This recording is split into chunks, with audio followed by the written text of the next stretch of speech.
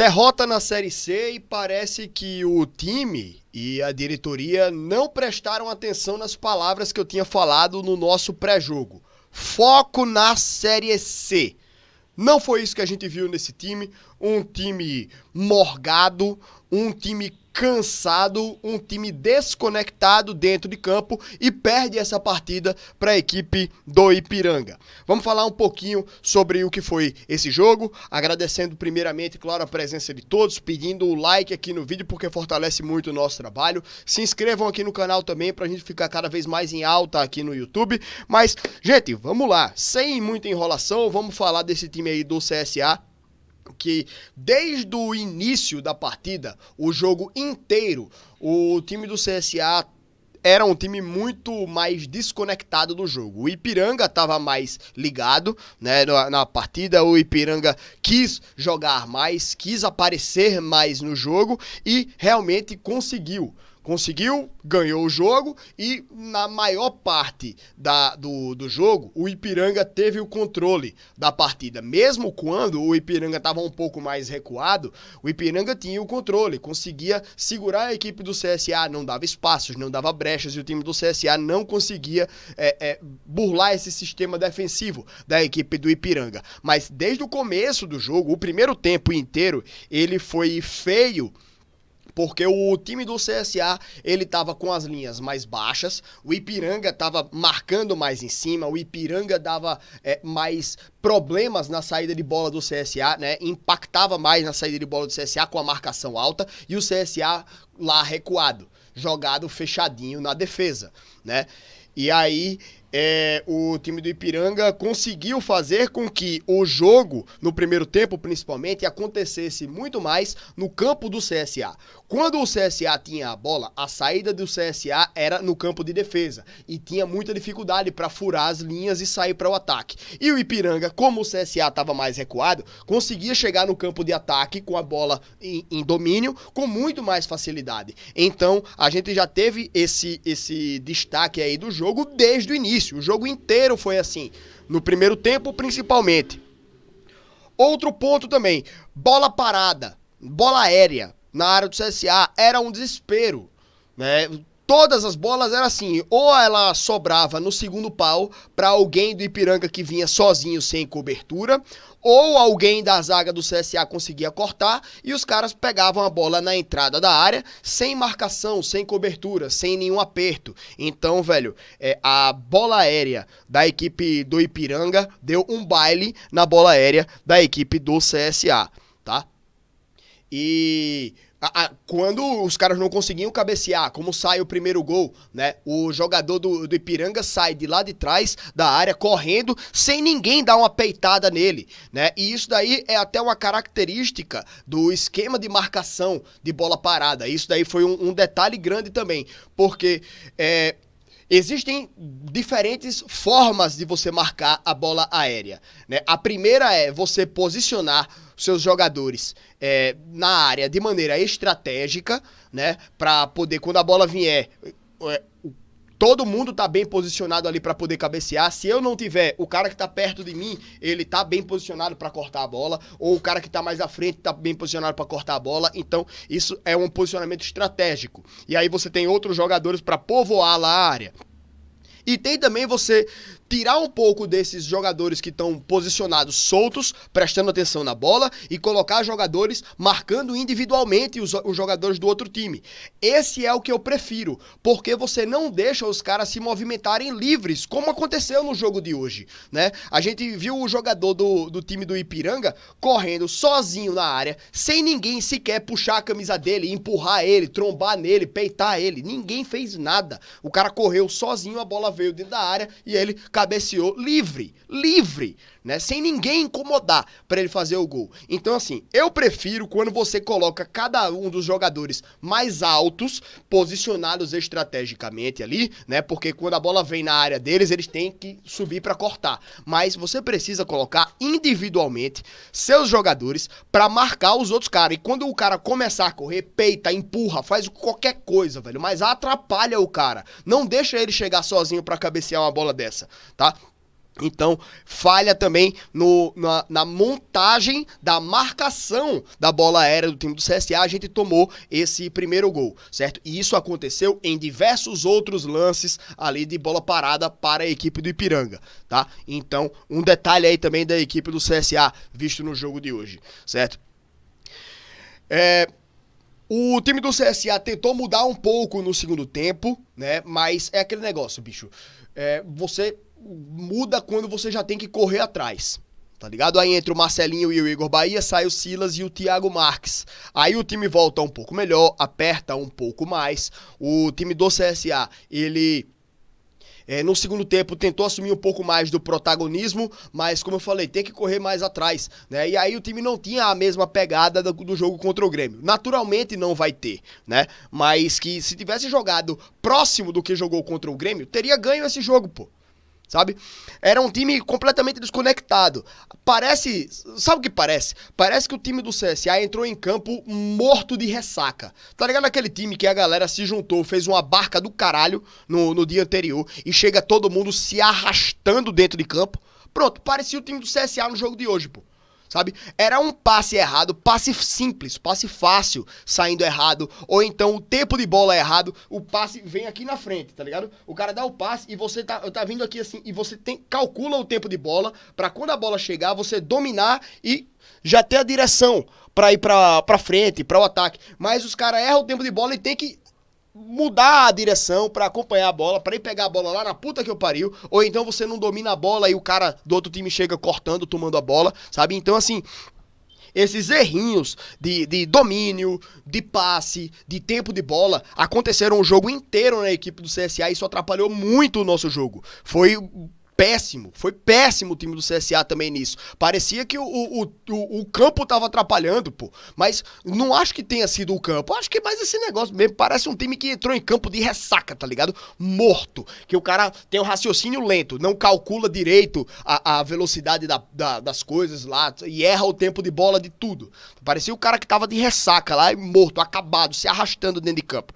Esse parecia exatamente o time do CSA, certo?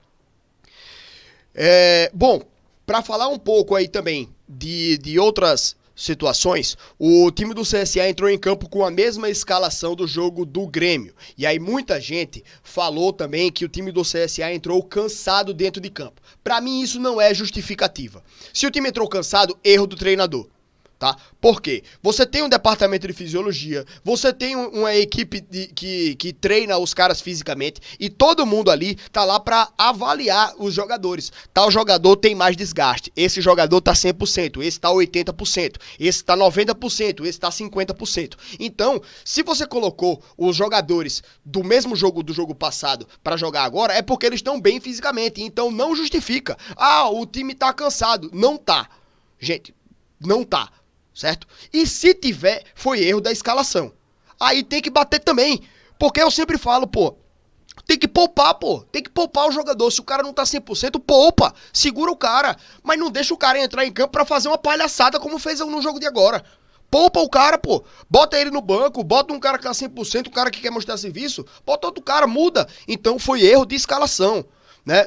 E assim, o time do CSA entrou com 3 volantes, porque o Silas, jogando lá do lado esquerdo, ele dá uma cobertura boa ali para o Enzo, certo? E aí você libera o Cachoeira para jogar mais espetado lá no ataque, sem ter que o Cachoeira ficar voltando para marcar, que a gente sabe que ele não volta. Então, isso daí, no jogo contra o Grêmio, funcionou e muito bem. Mas no jogo agora contra o Ipiranga, não, porque o time inteiro jogou muito mal. E aí, com 3 volantes, você mata a criação ofensiva também da equipe do CSA, que foi inexistente no primeiro tempo. Só teve um lance de perigo, que foi o do Brian, batendo na trave. Então, no segundo tempo ele tenta até corrigir isso, tira o Silas, coloca o Marcelinho lá do lado direito, puxa o Brian para o meio, centraliza ele e bota ele mais perto dos volantes para tentar receber mais bolas e criar algumas outras jogadas, mas aí já era tarde também, né? Aí já foi tarde. Aí o time do CSA teve que se lançar para cima, bota o Álvaro no lugar do Nicola, coloca o Baianinho no lugar do Cachoeira, que foi muito apagado no jogo de hoje também, coloca o Roberto no lugar do Enzo para tentar dar uma melhora na qualidade técnica lá do lado esquerdo, mas que não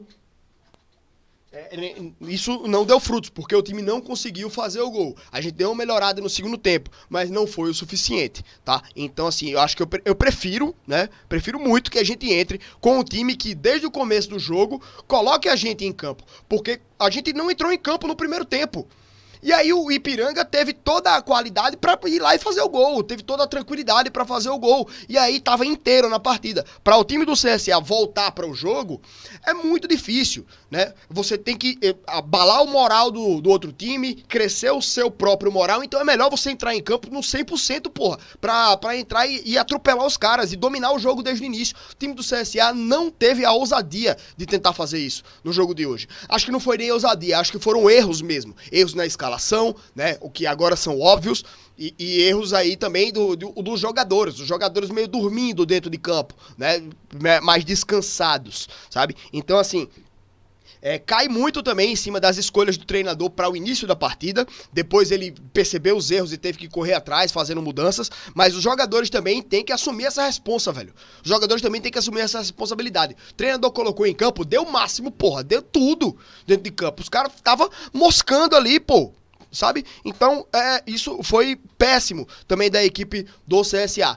Repito, não acho que é uma justificativa o cansaço, certo? Porque se escalou os jogadores é porque acha que eles estavam bem fisicamente, e se escalou os caras que estavam mal fisicamente é erro de decisão do treinador, tá? Eu não tenho acesso os laudos, sei lá, como é que eles chamam? Não tenho acesso às opiniões da galera da fisiologia pra dizer que se tal jogador tá inteiro ou que não tá, né? Eu não tenho acesso aos treinamentos, mas nitidamente foi um erro de escalação dos jogadores. Ou vontade ou cansaço, foda-se, qualquer um dos dois, mas foi erro, tá? Então, tá errado isso daí, tá? A arbitragem, gente, também. A arbitragem, acho que não impactou tanto assim no jogo, mas tiveram alguns pontos negativos ali também. O time do CSA teve dois momentos ali de bola dentro da área que o juiz deu falta em cima do goleiro. O primeiro, o goleiro sai pra cortar, tromba no próprio zagueiro do próprio time e ele dá falta pra o time do Ipiranga, certo? Isso daí é o nítido, o óbvio e claro perigo de gol, tá ligado? Ele vê o goleiro saindo na bola, caiu no chão, falta. Ele trombou no próprio jogador, né? E caiu por cima do Nicola ainda, podendo machucar o nosso jogador numa queda ali. E ele dá falta. E tanto que na sequência, acho que é até o Felipe Albuquerque que escora a bola lá e ela vai pra dentro do gol. Então, tipo, seria um lance de perigo que a gente teria ganho a bola lá, né, por erro do goleiro da defesa, e a gente poderia ter feito um gol.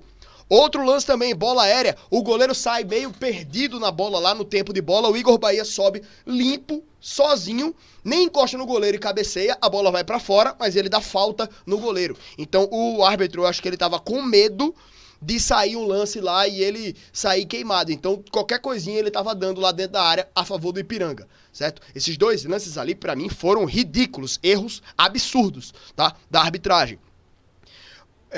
Nos acréscimos, também, ele deu 6 minutos, e eu imaginei que seria um acréscimo alto, porque teve várias paralisações ali para atendimento aos jogadores do Ipiranga. Em sequência, no começo do segundo tempo, foram 2 vezes que a Maca precisou entrar em campo. Demorou muito, beleza, então os acréscimos foram justificáveis. 6 minutos, muito tempo de acréscimo. Tá bom, ótimo, maravilha. Mas desses 6 minutos de acréscimos aí, metade ficou parado por cera. Não era que a bola parou e os caras iam pegar ela pra cobrar e logo depois ela saía. Não, pô. O goleiro demorando quase 1 minuto pra cobrar um tiro de meta. Uma falta pra os caras lá, eles demoravam 30, 40 segundos pra bater uma falta. Então, metade do tempo de acréscimo, a bola ficou parada. E o juiz não teve a decência de dar nem mais um, pô. Tá ligado? Então, velho, esses errinhos aí também me incomodaram bastante. Mas eu não acho que tenha sido uma arbitragem tendenciosa ou que veio prejudicar o CSA, né? Que teve a intenção de prejudicar o CSA, certo? O lance, inclusive, da expulsão do Felipe Albuquerque, a gente nem entendeu ali direito, mas o Felipe Albuquerque, ele já tinha levado um cartão numa idiotice, aliás, 2 cartões idiotas do time do CSA, o Felipe Albuquerque e o Islam, naqueles erros que eu falei de domínio, de tempo de bola, os dois dominam errado uma bola E aí o Islam escorrega e o Felipe Albuquerque domina a bola, sobe, e aí a marcação toma e vai partir no contra-ataque. Os dois agarram os caras, fazem falta ali, né, pra não dar o contra-ataque e tomam o amarelo. O Felipe Albuquerque em outro lance lá depois, dá meio que uma solada, pega na canela do cara, não é uma pegada com força, mas é uma solada na canela, mesmo que pegue de leve, é amarelo, né? E aí o Felipe Albuquerque é expulso, e pra mim foi justa a expulsão, certo? Então assim, não tô querendo falar que a arbitragem foi tendenciosa, foi ruim pra o CSA. Tô dizendo que alguns lances ali me irritaram. E não adianta também a gente querer dizer, não falo de arbitragem porque erra pra todo mundo, tal, não sei o quê, mas a arbitragem, cara, condiciona o jogo, certo? Então a gente precisa sempre abordar esse ponto aí, tá? Mas só isso. Não acho que a arbitragem tendenciou o jogo de maneira tão absurda. Mas em alguns lances eu vi a arbitragem ali meio com medo, sabe? Sabe aquele árbitro que não tem casca, que marca qualquer coisa, sabe? Ponto. Foi esse o árbitro do jogo. E também, cara, último ponto aqui também, a narração, certo? Eu acho que esse narrador deve ter sido um dos piores narradores que eu já vi na minha vida. A cada 10 nomes de jogadores do CSA que ele falava, ele errou 9. Ele deixou de narrar um chute do Ipiranga perigoso, né? Que um ataque perigoso do Ipiranga, ele simplesmente não narrou. Ele deixou, acho que ele tava olhando o celular na hora e não tava vendo a transmissão. O lance saiu, quando ele olhou, já era tiro de meta pro CSA. Ele ignorou completamente esse lance. O lance de bola na trave do Brian, eu acho que ele tava perdendo também. Quando ele prestou atenção, a bola já tinha batido na trave, que ele falou totalmente atrasado ali, né, sobre o lance. Então, assim, bicho, péssimo narrador, muito ruim mesmo, muito ruim, né? E assim, o porquê eu tô dando tanta ênfase a criticar essa narração desse cara? Porque aqui no Brasil a gente tem algumas narradoras, né, e que a galera reclama de uma maneira tão ostensiva pra cima das narradoras que a gente tem, né? E assim, dizem que não é machismo. Mas sabe por que é machismo, sim? Porque um narrador horrível como esse de hoje, a galera no máximo vai dizer: eita, o narrador errou, o narrador não sabe o nome do jogador, ponto. Mas quando é pra falar de uma mulher, a galera enche a boca, diz que não presta, diz que não pode narrar, né? Diz que é horrível, e tem gente que diz ainda que prefere escutar o jogo no mudo. Escutar no mudo é foda, mas assistir ao jogo no mudo do que escutar a narração de uma mulher, porque é ruim. E assim, eu não tô nem falando se a narração feminina é ruim ou não, não tô nem dizendo se as mulheres são ruins ou não, mas assim, todas as mulheres que eu já ouvi a narração são melhores do que esse cara. E por que a galera não cai em cima de uma narração horrível como essa de um cara como o de hoje? Isso pra mim é puro machismo, tá? Porque se você tem uma narração feminina que é ruim e criticar, tudo bem. Mas quando tem uma narração masculina e criticar, aí beleza. Mas quando a narração ruim é de um homem, ninguém critica. Passa despercebido. Então, bicho, pra mim é uma galera com uma masculinidade extremamente frágil que fica vendo mulheres participando do meio do futebol e o cara quer bradar, bater no peito e dizer que futebol é coisa de macho. É isso. Isso é o ponto principal pra essa galera que esculhamba a narração feminina porque acha ruim e, pra mim, não são tão boas também não, tá? Não gosto muito não das narradoras femininas, tá?